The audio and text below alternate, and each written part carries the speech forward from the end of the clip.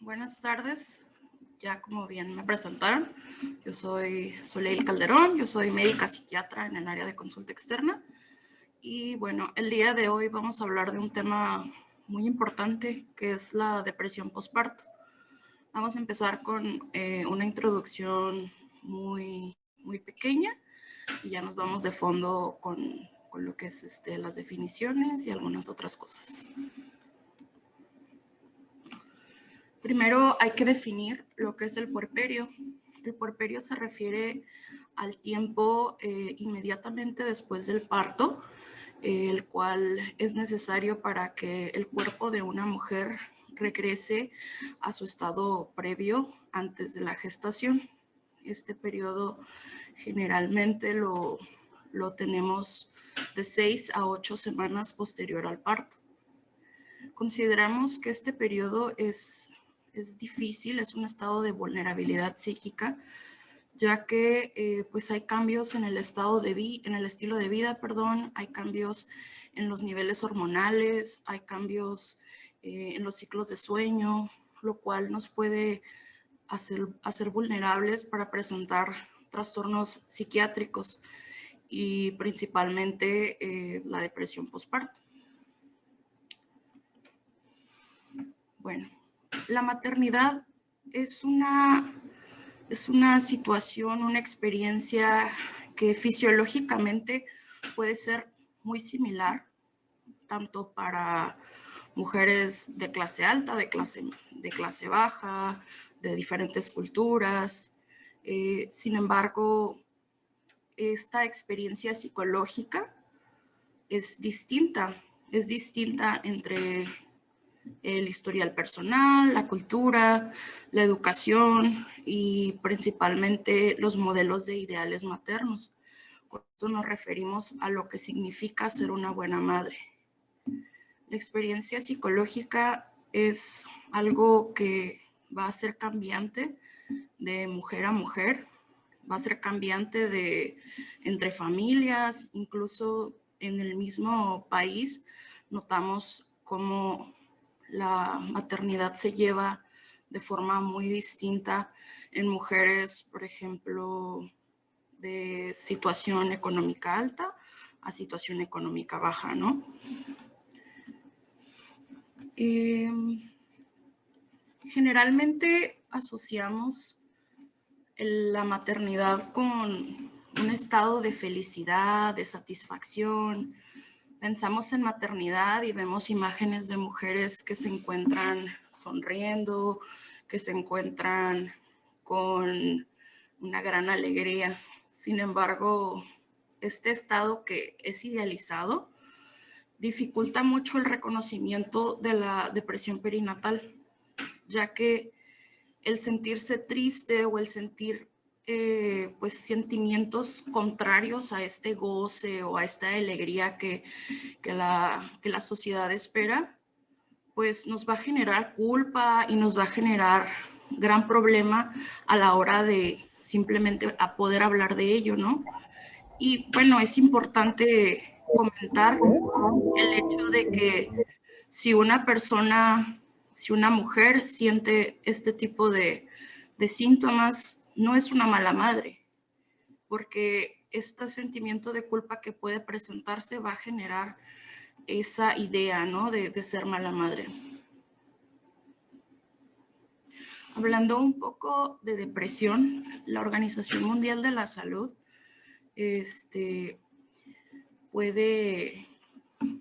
puede ver que la depresión general afecta a más de 300 millones de personas en el mundo. Es la causa número 1 de discapacidad en el mundo y su complicación más grave es el suicidio. El suicidio es la segunda causa de muerte en personas de 15 a 29 años. Algo pues ya dentro de las mujeres, pues 1 de cada 8 mujeres padece depresión activa en el mundo. Y 1 de cada 7 mujeres tiene síntomas de depresión postparto. Para definir lo que es la depresión, pues hablamos de los criterios del DSM-5. Vamos a nombrar los más importantes. Los principales dos son síntomas caracterizados por un estado de ánimo depresivo o pérdida de interés o de placer. La duración de estos síntomas tiene que ser mayor a 2 semanas. Dentro de los otros síntomas también encontramos pérdida de peso o aumento de peso, disminución en el apetito o aumento en el apetito, alteraciones en el sueño, desde insomnio o hipersomnia, agitación o retraso psicomotor, fatiga o pérdida de energía casi todos los días, sentimientos de inutilidad, de culpabilidad, disminución de la capacidad para concentrarse o para tomar decisiones, y ya como las complicaciones más severas de este tipo de trastornos, pues los pensamientos de muerte o ideación suicida. Esto puede llevar un plan o no tener un plan y pues ya como tal un intento, ¿no? Para hablar de depresión postparto, generalmente la mayoría de los estudios iniciaron más o menos en los años 80. En los años 80 se empezó a estudiar los síntomas de depresión y notaron que era más frecuente en mujeres que acababan de parir. Sin embargo, en estudios actuales se ha notado que la depresión en el periodo del posparto también está en 50% de las mujeres, incluso en el mismo embarazo. Entonces, el término más correcto utilizado actualmente es depresión periparto. Definimos la depresión periparto como un episodio de depresión con las características que ya mencionamos anteriormente, que se presenta durante el puerperio, independientemente de si su comienzo ha sido en el posparto. Como mencionábamos, podría ser durante el embarazo y puede durar hasta 12 meses después de que una mujer ha dado a luz. Y como comentábamos anteriormente, este se presenta en 1 de cada 7 mujeres. La prevalencia en el mundo de la depresión postparto es de 10 a 15%. Sin embargo, esta prevalencia es variable en países en vías de desarrollo o en personas que tienen exposición a condiciones adversas. En México hay una prevalencia variable de entre 6 y 24%. Esto, como comento, puede ser dependiente de la exposición a condiciones pues malas. También tiene que ver con el nivel socioeconómico y también se ha hecho estudios en mujeres que se encuentran en zonas rurales y zonas urbanas. Curiosamente, se encontró que las personas en zonas rurales tenían menor prevalencia, de hasta 6 o 7% incluso, en comparación en mujeres de zona urbana, que se ha encontrado estudios donde ha habido prevalencias de hasta 30%. Hablando un poco de factores de riesgo, el principal factor de riesgo para presentar depresión postparto, el número 1, es un historial personal de trastornos del estado de ánimo y de ansiedad. Esta tiene que ser no tratada, ¿no? Las personas que tienen historial de trastornos afectivos son las que más tienen riesgo de generar depresión postparto. También se habla de ciertos factores genéticos. Más adelante vamos a hablar un poquito acerca de cuáles factores genéticos están asociados. Obviamente, pues situaciones adversas como la mala red de apoyo familiar, un embarazo adolescente. Un estudio que se realizó en mujeres adolescentes en la Ciudad de México encontró una prevalencia de hasta 39% de depresión postparto en mujeres adolescentes, lo cual nos habla de que son una población en riesgo, ¿no? Mujeres que viven violencia de pareja, antecedentes de aborto, la multiparidad, el hecho de que sea un embarazo no deseado o un embarazo no planeado, y bueno, el historial de abuso sexual tanto en la adolescencia como en la infancia.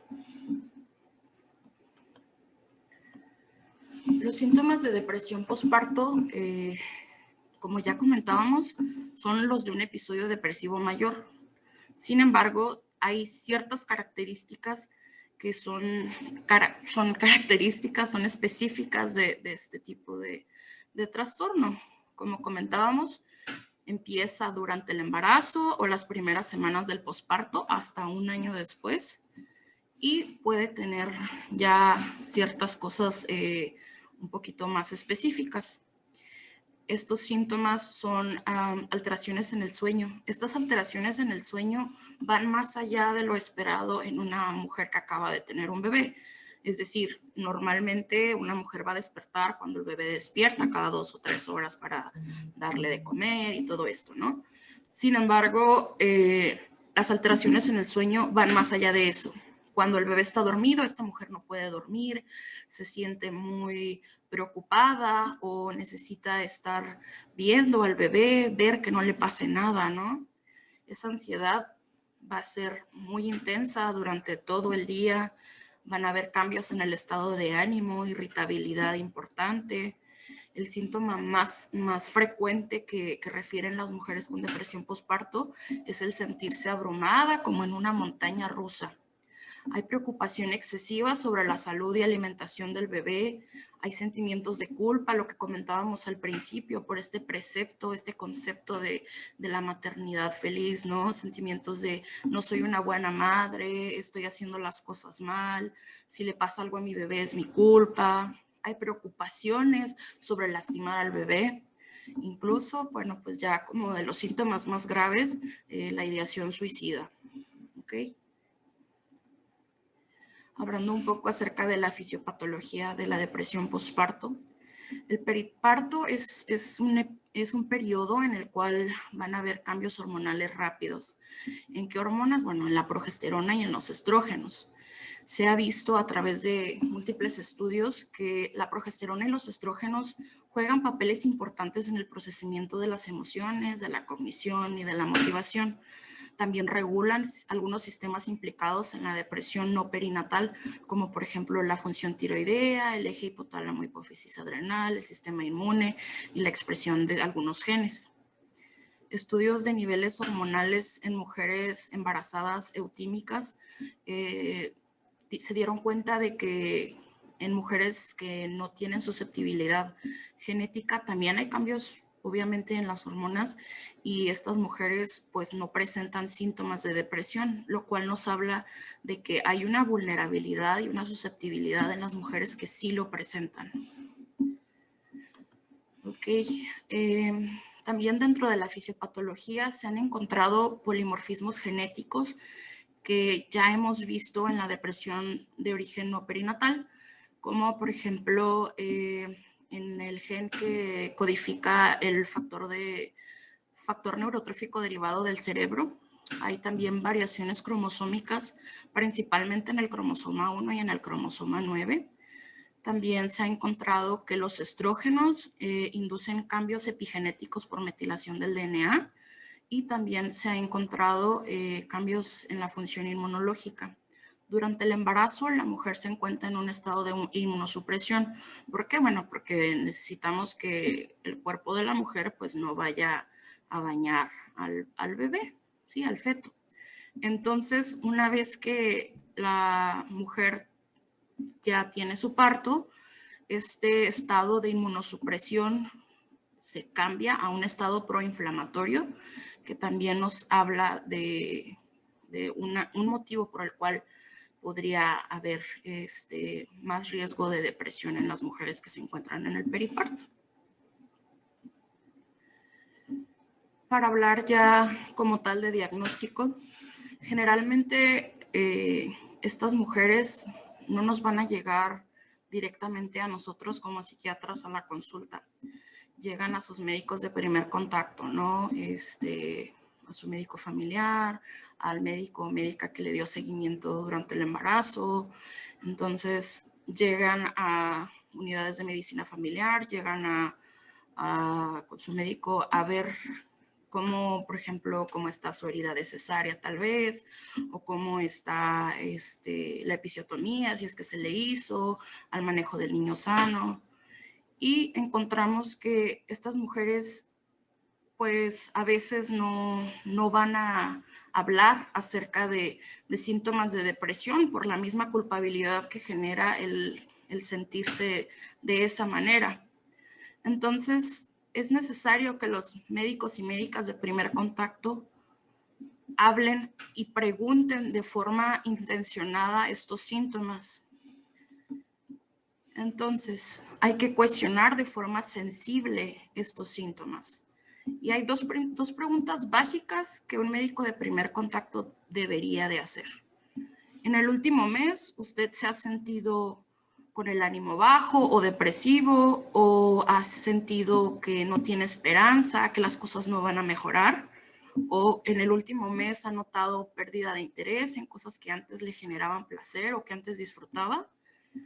Si alguna de estas dos preguntas es sí, la respuesta es sí, hay que pensar en depresión postparto. ¿Ok? Entonces, si la respuesta a estas preguntas son positivas, hay varias escalas, varios cuestionarios que podemos utilizar para definir de una forma un poquito mejor los síntomas de la depresión postparto. El cuestionario más comúnmente utilizado es la escala de depresión perinatal de Edimburgo. Esta escala fue desarrollada por psiquiatras británicos en 1987 y ha sido validada en población mexicana. En el 2000 precisamente fue que se validó en mujeres mexicanas y se encontró una sensibilidad de 90% y una especificidad del 84%. Entonces, esta es una muy buena herramienta que podemos utilizar para detectar síntomas de depresión postparto. Esta escala se conforma de 10 ítems. Cada uno de los ítems se califica del 0 al 3, con una calificación total de 30. La calificación mínima para pensar en depresión postparto es una calificación de 10. Sin embargo, en la pregunta número 10, que dice, ¿he pensado en hacerme daño a mí misma? Si la pregunta es si la respuesta, es cualquiera que no sea no, hay que empezar, hay que indagar, hay que hacer una entrevista psiquiátrica ya un poco más profunda para ver qué es lo que está sucediendo con esa mujer, ya que pues esto nos habla de comportamiento suicida, ¿no? El resto de las preguntas sí van del 0 al 3 y bueno, ya para hablar un poco acerca del tratamiento, el tratamiento de la depresión postparto es muy similar, sino que el mismo de la depresión no perinatal. El tratamiento va relacionado con antidepresivos, que en lo farmacológico, terapia psicológica y algunas otras terapias no médicas que pueden ser útiles para el manejo del estrés y algunas otras cuestiones. Entonces, en mujeres que llegan a presentar síntomas leves, los grupos de ayuda en comunidad pueden ser muy útiles. También en este mismo grupo entraría la terapia psicológica, y la terapia psicológica con mayor nivel de evidencia es la terapia cognitivo-conductual y también la terapia interpersonal, como en segundo lugar. Este tipo de tratamiento, bueno, pues también es útil en personas con síntomas leves a moderados, y ya con síntomas moderados o severos se debe de considerar lo que es el manejo farmacológico, aunque el hecho de iniciar un manejo farmacológico no indica que debamos de no utilizar la terapia psicológica, ¿no? La terapia psicológica es la mitad del tratamiento. Ok, dentro del tratamiento farmacológico, la mayoría de los antidepresivos inhibidores selectivos de la recaptura de serotonina tienen un nivel bueno de seguridad en el embarazo. pero en el que se han realizado más estudios y se ha encontrado un mayor nivel de seguridad es en la sertralina, ya que tiene menor concentraciones plasmáticas en la leche materna, entonces es el que más llegamos a utilizar. Sin embargo, la mayoría de los ISRS se consideran como un buen tratamiento. Si una mujer ya se encuentra en tratamiento farmacológico con un ISRS que no es sertralina, no se sugiere realizar el switcheo si ya se encuentra con uno, porque pues esto, como sabemos, puede traer recurrencia de síntomas, lo cual pues es algo que no queremos, ¿verdad? Dentro de los antidepresivos también se pueden utilizar los duales de forma bastante buena, sin problemas en el bebé. Otro tipo de antidepresivos también útiles, por ejemplo, la mirtazapina. Los que sí hay que evitar principalmente la anfebutamona y los tricíclicos. Esos sí no son seguros en la lactancia ni en el embarazo, ¿no? Muy bien. Hay dos situaciones que hay que tener en cuenta cuando hacemos diagnóstico de depresión postparto. La primera es el famoso baby blues o tristeza periparto y la psicosis postparto. Estas son entidades que tenemos que tener en cuenta cuando diagnosticamos depresión postparto. La tristeza postparto, también llamada baby blues, suele aparecer en los primeros 10 días del postparto. Esta afecta hasta 70% de todas las madres y se ve caracterizada por síntomas muy similares a los de la depresión postparto, pero de menor intensidad. Labilidad emocional, irritabilidad, insomnio, ansiedad. Esta suele tener resolución 2 semanas después de su aparición y no requiere de una intervención como tal. La intervención más importante sería pues, el apoyo familiar o su red de apoyo en general, ofrecer comprensión, ofrecer pues, simplemente el ser escuchada, ¿no?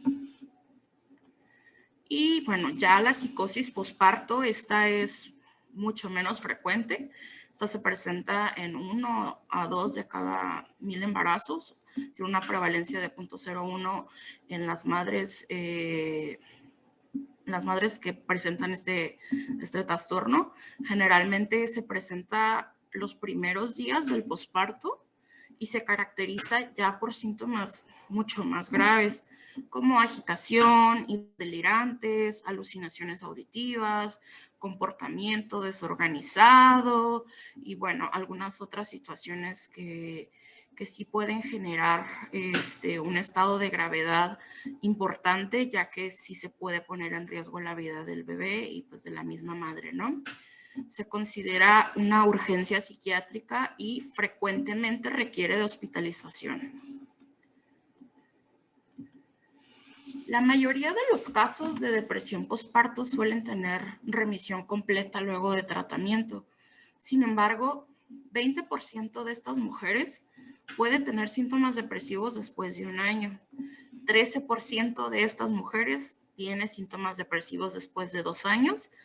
Y esta es la mala noticia, ¿no? 40% va a presentar un nuevo episodio de depresión, ya sea en otro embarazo o en situaciones estresantes. Hablando un poco acerca de prevención, se considera que la prevención pues es la parte más importante de todo esto, ¿no? El hablar con médicos de primer contacto acerca de estos síntomas y que se puedan reconocer en primer nivel de atención es algo vital.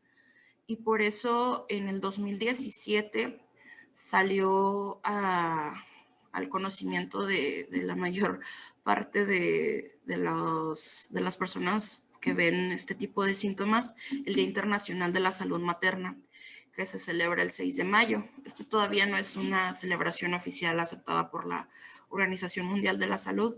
Sin embargo, el hecho de dar a conocer que la salud mental materna es algo que nos genera pues vulnerabilidad, sí es muy importante.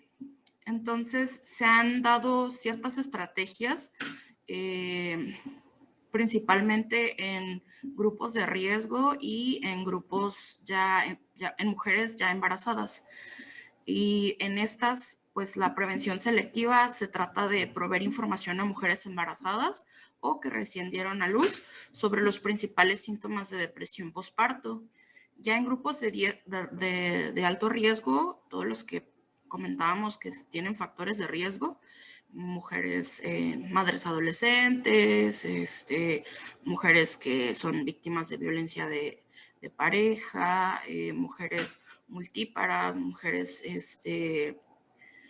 con algunos otros síntomas, con algunas otras características, perdón, se les ha dado intervención psicoeducativa grupal y esta se ha aplicado con perspectiva de género y se encontró que al dar intervenciones psicoeducativas fue posible reducir la prevalencia e incidencia de la depresión postparto.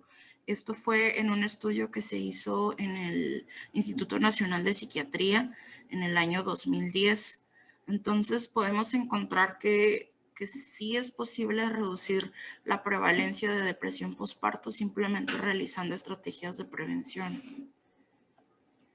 Esta imagen me gusta, es del Instituto Europeo de Salud Mental Perinatal. Y allá, bueno, pues sí ponen como este tipo de imágenes en los lugares de atención primaria y celebran una semana mundial, no solamente un día, ¿no? Lo cual creo que es sumamente importante. Y bueno, creo que por mí sería todo.